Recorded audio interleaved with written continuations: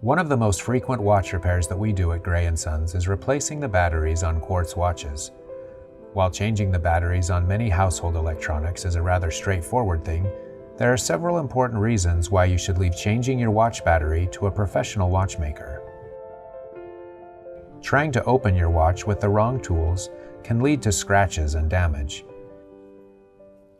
If not opened with care, dust and dirt may get inside and cause future problems.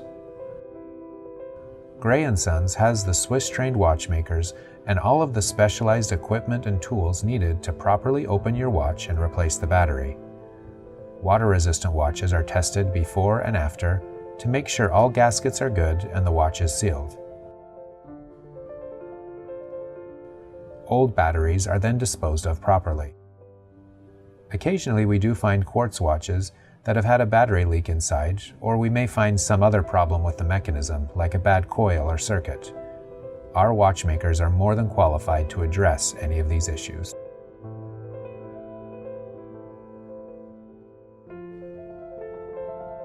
To learn more about us, visit us at grayandsons.com.